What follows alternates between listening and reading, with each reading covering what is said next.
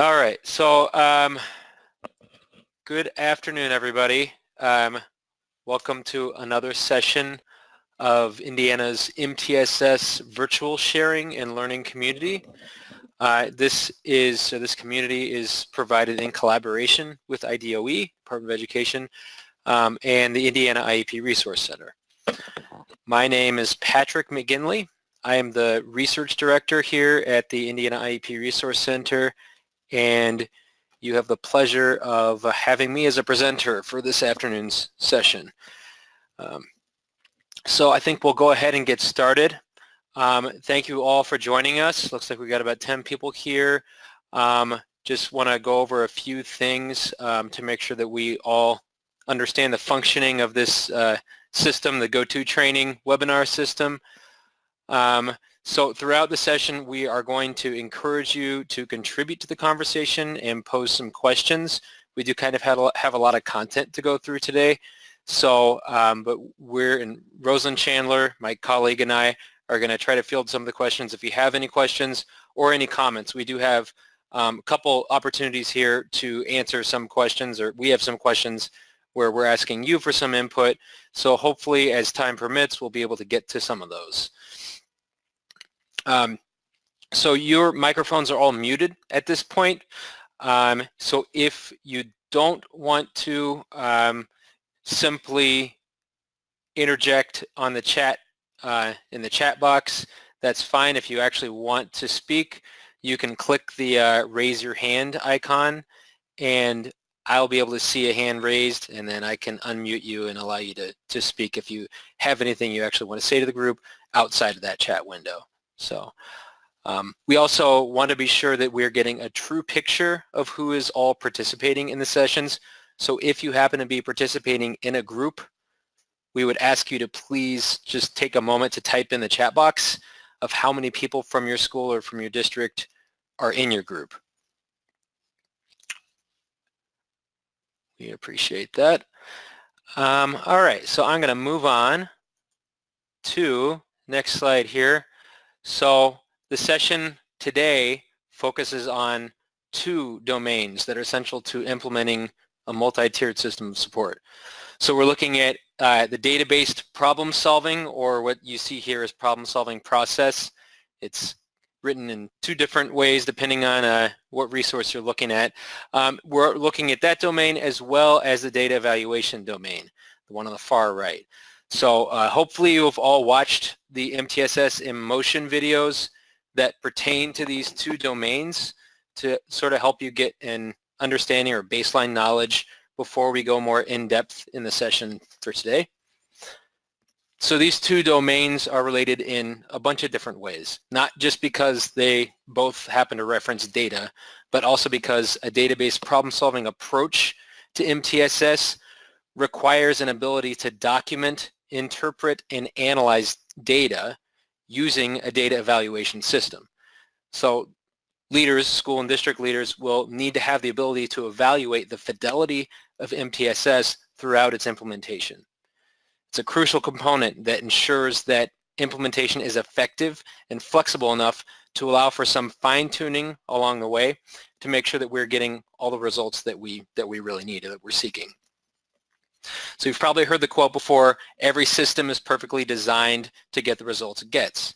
And this applies to pretty much any initiative that we implement in schools, but especially, this is especially important to ensuring a service delivery model umbrella, such as MTSS, that encompasses virtually everything we do in schools, ensures that it is implemented with fidelity and as it was intended to get the results that we are ultimately seeking, which is to improve outcomes for all students. So let's take a more in-depth look at the problem-solving process on the next slide here. By the way, you do have access to this PowerPoint, so if you want to reference this at any later point, you should be able to have that in the materials here somewhere. I'm not sure where they are on my screen, but you should be able to see them. Let me know if you can't access those for any reason. Okay, so looking at the data-based problem-solving or problem-solving process here. So what's the first thing we need here? what we call integrated data-based problem solving for student outcomes. So this is looking at academic, behavior, and social emotional data. This needs to occur across all content areas, all grade levels, and all tiers. So we're also using data-based problem solving at every level in terms of district level, school levels, classroom level, and student level. So this is really critical to implementing MTSS. So what is data-based problem solving? We talk about this a lot, but what is it? There are many different types of problem-solving approaches or problem-solving processes or models. Many of them can be very effective, but data-based problem-solving in the context of this MTSS really refers to the multi-step process that includes 4 essential steps, and I don't have them up here, but I think they should have been included in the video that you watched. So the first step is examining performance related to goals and expectations. We call this problem identification. Second step is understanding variables causing problems. So that's the problem analysis. So we identify and then we analyze the problem. Third step is selecting and designing and implementing strategies to lessen barriers and achieve goals. So that would be considered instruction or intervention delivery. The fourth step is monitoring for effectiveness. So that ongoing monitoring process to review and evaluate to make sure it is effective. Many problem-solving approaches may include some additional steps, but it's crucial that the approach used in this model contains at least these 4 foundational steps just to ensure that it's allowing us to actually be effective in solving problems with data, which is really what we are striving for. As I mentioned and was mentioned in the video, data-based problem solving should occur across all content areas, so reading, math, science, behavior, social, emotional, anything else that is relevant. It should occur within and across grade levels. So we're talking about horizontal meetings, for example, 6th, 7th, and 8th grade, as well as vertical meetings for 6th through 8th as another example for middle school. It's also a good idea to problem solve with other schools, other elementary schools or other middle schools, or if you happen to have more than one high school in your district.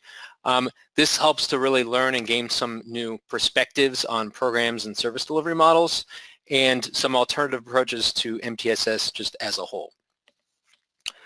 And lastly, database problem solving should occur across tiers. So we're looking at student performance data, academic, behavior, social, emotional, in response to instruction in order for us being teachers, staff, and building and district leaders, to engage in problem solving for students in each of the tiers. So just as review, tier 1 being all students, tier 2 being some students, those that need some supplemental instruction, and tier 3 being the few students that may need to receive some individualized support. So the second area we're looking at, across all tiers, data are used to identify the difference or the gap between expected and current student outcomes. So the gap between those expected and current outcomes, they should be identified relative to student goals, and then they need to be identified, well, we need to identify the gap that should be used to then identify the appropriate level or the tier of instruction or intervention. We know achievement gaps exist on a large scale, and we need to do what we need to do in order to minimize those. But how do we start? We need to start by identifying expectations for each student. So what are expectations for each individual student, and do we have a thorough understanding of what the current or baseline data is telling us about their current achievement levels? It's also helpful to look at the historical trends for the students in order to gain an understanding of what may have led us to the current outcomes that we are seeing for those students.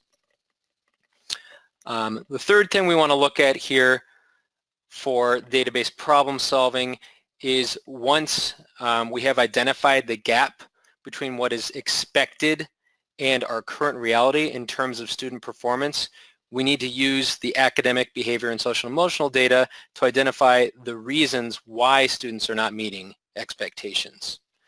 So we'll need to use data to verify the reasons why these expectations are not being met. We need to make sure we're looking at multiple reasons as to why students are not meeting expectations, thinking about instruction and the learning environment, just in order to get a full picture of why students might be struggling. We also want to verify these reasons as to why the student is struggling by using a wide range of different methods of assessment. Fourth item here we want to look at is now that we've identified and verified the reasons, we need to develop and implement specific instructional and intervention plans based on those verified reasons why students are not meeting those academic, behavior, and social emotional expectations.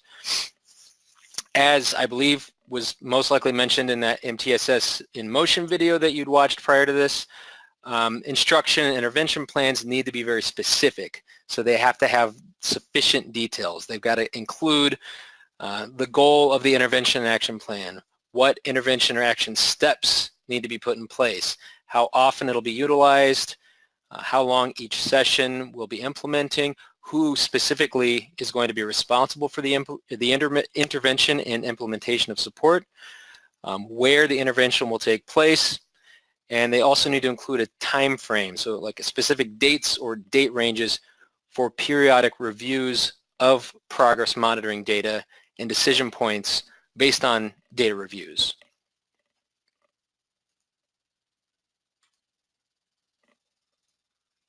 Okay, so on the next slide here, we've got a few more items we're looking at in this domain for database problem solving. So the fifth one, logically, we will need to monitor student progress that is specific to the academic, behavior, and social emotional goals that are specified in the intervention plans that we developed. We will need to continue to collect data to monitor student progress and the overall fidelity of the intervention itself. We'll then need to make changes to the instruction and the intervention based on student responses. The sixth item here's where we kind of pull back a little bit, get a more aggregated data-based problem-solving approach. So this data-based problem-solving is used at a school or district level to give us an idea of how we need to address student performance across diverse groups and subgroups of students. So we look at aggregate data, and then from there we disaggregate into groups of students rather than just looking at individual students. So it helps us get a different perspective. You're already collecting a lot of data on this, maybe not you specifically, but your districts and schools are. Maybe not the demographic data are collected in the classroom level, but you have access to these data sources, or you should have access to these data sources elsewhere, and they can help your teams look at students in terms of different groups, the groups they represent and the categories they fall into, and that will help them identify patterns within those groups and subgroups of students. It's also important to look at cross-demographic data, for lack of a better term there, looking at students who are in multiple groups or subgroups or combinations of demographic areas. So, for example, if we look at free reduced lunch students and race and ethnicity as well, we're looking at students who are English learners and also have an IEP, or what are their eligibility areas. So many students belong in multiple demographics. So where is the crossover? Think of like a Venn diagram. How big or small are those? That is that area in the middle where the 2 or 3 or more demographic categories intersect, because it's going to vary by building and by district. Once we have identified some patterns and some trends and have addressed these concerns, it's important to use these data analyses to then inform how your school's MTSS implementation efforts specifically are impacting these different groups and subgroups of students. So the last area we're looking at here for database problem solving is we need to use a database problem solving process. Once again, here we're looking at it now to identify and address the resources for and the barriers to the implementation of MTSS. So this is a new source of data collection for some. It's not always being collected. So school and district leadership teams will need to discuss these various resources and the barriers, which are rarely static, right? A lot of times these barriers will pop up seemingly out of nowhere, or resources can rarely be consistent. Sometimes they're less consistent than we want them to be, right? That's why it's important to continuously re-identify and readdress them over time. Any questions so far about the data-based problem-solving process?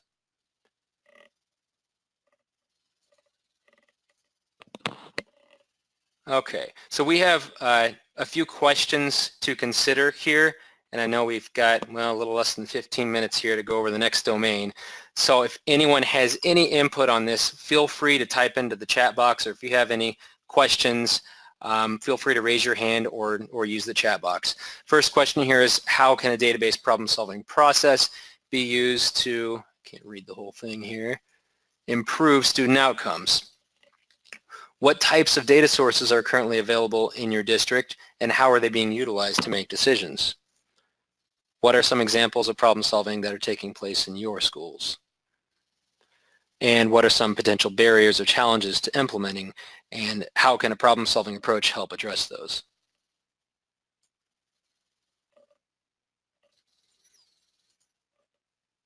Okay.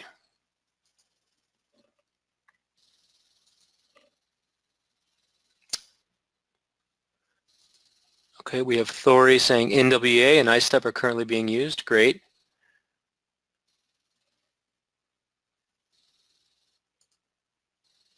And a lot of times you have to access different data systems to get the data that you're looking for NWA and ISTEP, but sometimes some districts have a data warehouse where they're combining various data sources into one platform so that you can look at that as a team, as a building district or grade level team, content area team, to get a broad picture of how your students are doing and to really dig down and do some database problem solving.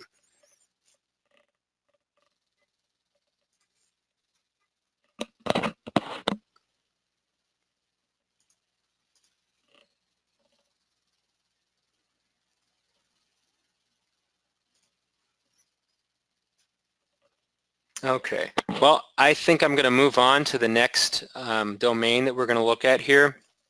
If I click it, okay. So next we're going to look at the data evaluation domain of MTSS. So first, in order to problem solve, we'll need to make sure that the staff that are doing the problem solving actually have access to all the data sources that they need, right? The screening, the diagnostic assessment, formative and summative evaluations, and in terms of academic, behavior, and social emotional areas. We want to make sure we've got all of those covered. So they need to have access to all those types of data sources that address these purposes of assessment that you see here on this slide. So the first one is to identify which students are at risk. So specifically, what areas are they struggling in? We want to determine why the students are at risk. So that's really problem solving. The data sources need to have the capability to allow staff to monitor student growth and student progress. So that means looking at historical trends, baseline data, and then benchmarks throughout the school year or multiple school years. They need to inform the instructional and intervention planning that needs to take place for those who need the additional support. These data sources need to help staff determine the outcomes that are being achieved or being attained. Staff will need to have an understanding of the purposes of assessment within MTSS. So the leadership teams should select assessment measures that are reliable, valid, and accessible, as you should remember from the video that you read or that you recently watched. I believe Brady had mentioned some of those. Assessment needs to be done with fidelity to make sure staff can answer critical guiding questions, identify students who are at risk multiple times a year, at least 3 to 4 times a year, determine the reasons why a student is at risk, monitor student growth and student progress, inform instructional and intervention planning, and ultimately determine student attainment of outcomes.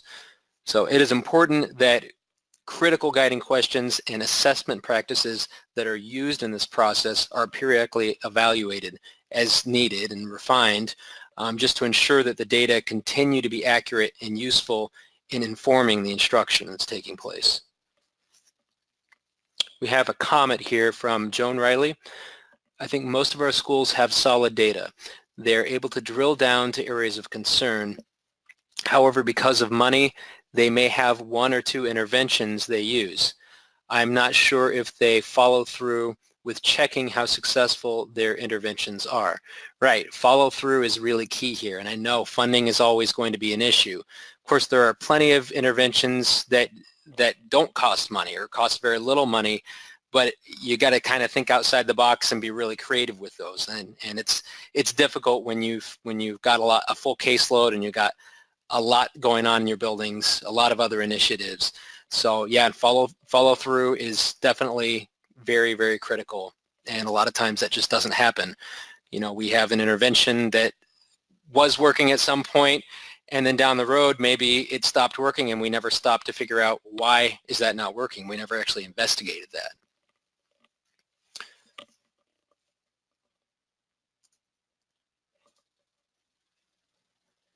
Okay, moving on to some of the next areas of data evaluation.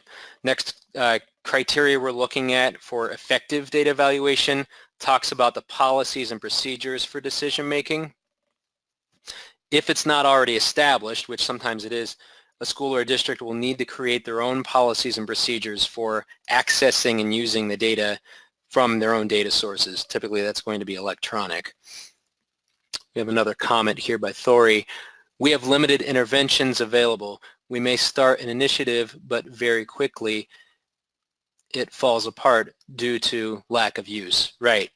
If it's not being used, then of course it's going to fall apart. And a lot of times, you know, the staff are not always consistent in the buildings and in the district. So if that staff member leaves, then a lot of times that intervention leaves, the one that they were really championing at that time. Okay, so we're on the second section here. So districts typically have their own student data management systems, which I'm sure you're aware of and you have access to. Sometimes you'll have a data warehouse that your district staff can access for certain different functions based on the user type, and you'll have various restrictions. Teacher access will often look different from administrator access, for example. Districts, usually it's at the district level, sometimes at the school level. They'll typically outline some requirements in terms of the documentation or the data entry procedures and their expectations in terms of how your student information system is used. So school leaders should really coordinate with district leaders just to understand the data reporting and entry and documentation requirements and establish some procedures and also communicate those procedures just for using the data system at their school. So I'm going to move on to the next item here, looking at effective data tools. Effective data tools should be used appropriately and independently by staff.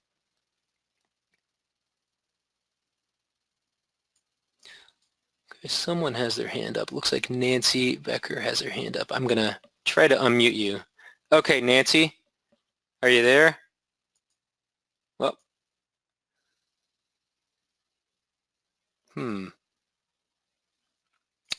clicked unmute, but it says you're self-muted, so maybe you self-muted yourself after that.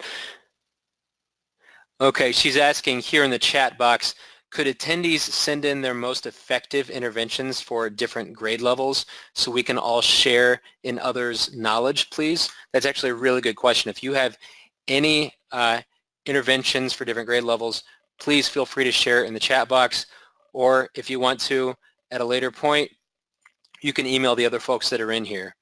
I think we have access to everyone's email address, so we can get in touch with you, Nancy, if anyone reaches out to me or anybody else at the IEP Resource Center regarding some intervention ideas for you or for anybody else. It's always good to share. So effective data tools should be used appropriately and independently by staff. The leadership team needs to make sure that tools are available for staff to track and to graphically display data, and to make sure that we have access to this in terms of academic and behavior and social emotional, which doesn't always happen. We also need to make sure the staff receive the proper training on the use of these tools and on their own individual responsibilities and expectations in terms of data entry. We know technology can change a lot, so it's really important to have a lot of training, ongoing training, to make sure that the system is working the way we expected it to, or the way it was initially. And also training is important for new and existing staff, right? We always need ongoing training because things are always changing.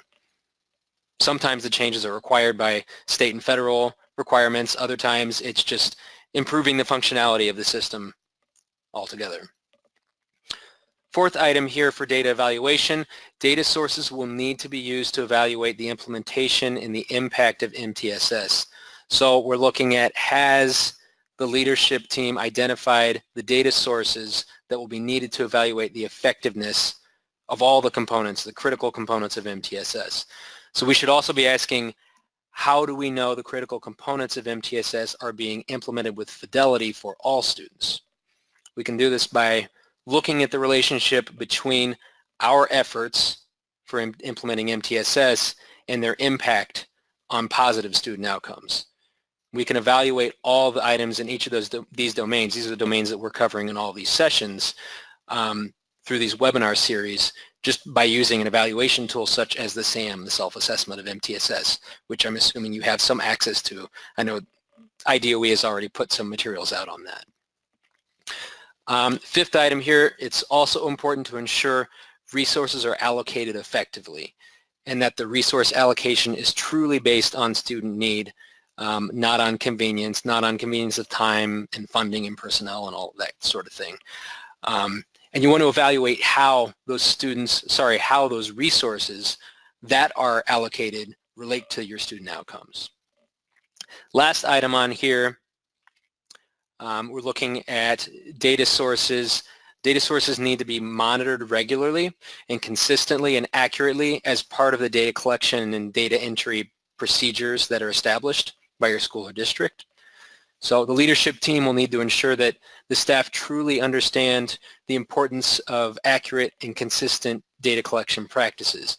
So this means creating regularly occurring PD sessions that specifically pertain to these policies and procedures just for data entry and data collection and documentation activities that are being performed by all staff.